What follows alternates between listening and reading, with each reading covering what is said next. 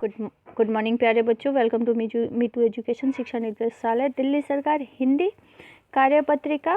बेटा दिनांक है आपका 25 जनवरी। पाठ्यपुस्तक रिमझिम से ली गई है। विद्यार्थी यहाँ अपना नाम लिखें और यहाँ अपनी कक्षा अध्यापक का नाम लिखें। ये वर्कशीट नंबर 153 है। पाठ का नाम है जब मुझे सांप ने काटा और ये कक्षा तीसरी की वर्कशीट है। तो चलो बच्चों, अब हम इसको रीड करना शुरू करते हैं। नमस्ते प्यारे बच्चों, आशा है आप सब स्वस्थ होंगे।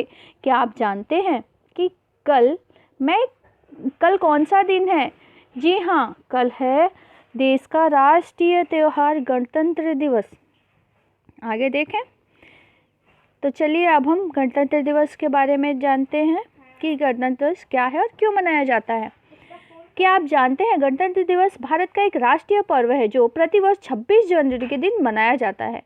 सन 1950 में इसी दिन हमारे देश में अपना संविधान लागू किया गया था, जिसका निर्माण डॉक्टर भीमराव अंबेडकर जी की अध्यक्षता में किया गया था। यह पर्व पूरे देश में हर्षोल्लास के साथ मनाया जाता है। राजधानी दिल्ली में इंडिया गेट पर माननीय राष्ट्रपति द्वारा ध्वजारोहण किया जाता है। सैन्य टुकड़ियों की परेड और भव्य झांकियां एक अलग ही समा बांध देती हैं। तो आगे आइए अब हम आगे देखते हैं किस तरह से ये है। आप सब भी कल अपने परिवार के सदस्यों के साथ टेलीविज़न पर गणतंत्र दिवस की परेड जो है वो ज़रूर देखें। बच्चों, क्या आप जानते हैं कि जब हम कुछ बोलते हैं या पढ़ते हैं तो बीच में कुछ समय के लिए रुकते हैं। लिखते समय भी थोड़े समय के लिए ठहराव देने के लिए विराम चिन्हों का प्रयोग किया जाता है। अगर हम विराम का उचित प्रयोग न करें तो अर्थ में परिवर्तन हो सकता है। उदाहरण के लिए इन वाक्यों को पढ़िए। देखो इसमें क्या लिखा है बेटा, पढ़ो मत। देखो पढ़ो के बाद ये अल्प विराम का चिन्ह दिया गया है। पढ़ो मत लिखो। अगले में देखो, पढ़ो मत लिखो।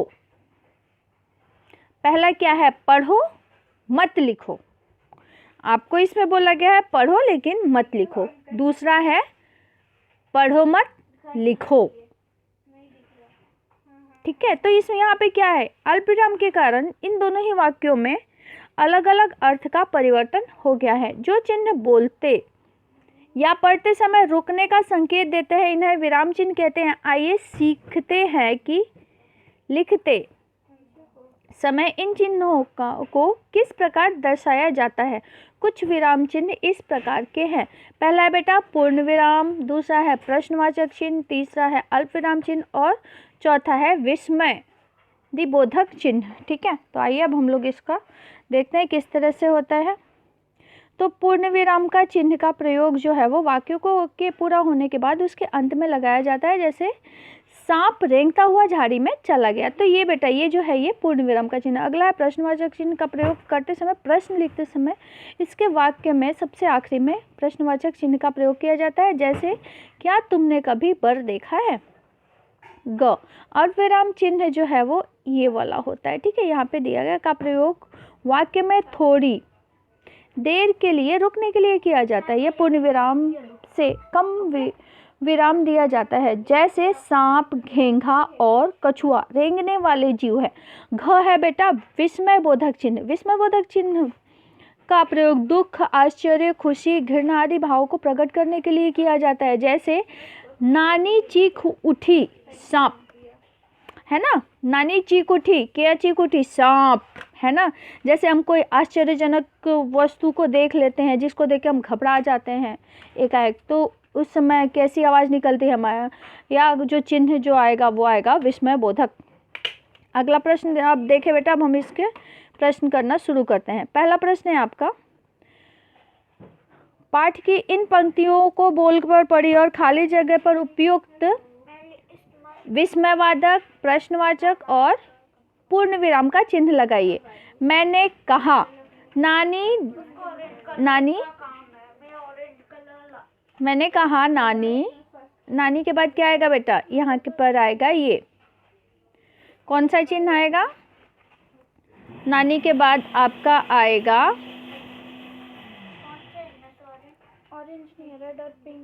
अल्प विराम।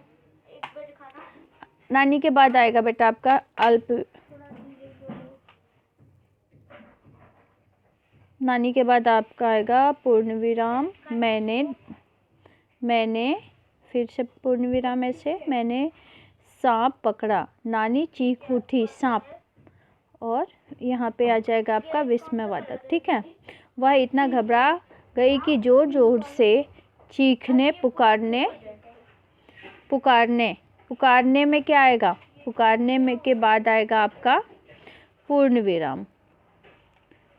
पुकारने, नाना ने सुना तो अंदर दौड़े आए में आ जाएगा आपका,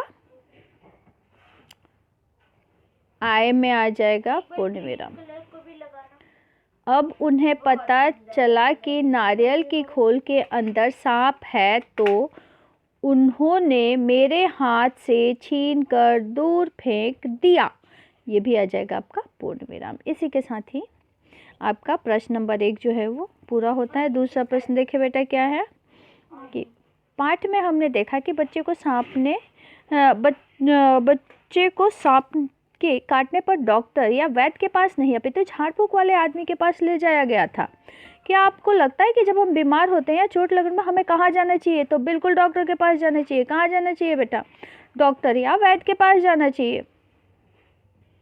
डॉक्टर, ठीक है, डॉक्टर के पास जाना चाहिए या वैद्य के पास जाना चाहिए। ठीक है। प्रश्न तीसरा देखो आपको क्या दिया है, किसी भी रेंगने वाले जीव का एक मुखौटा या मास्क बनाइए और उसको वो आपको अपने घर के पूरे सदस्यों को पहन के दिखाना है। तो ये बच्चे आप लोग प्लीज़ स्वयं ही करें। Thanks for watching.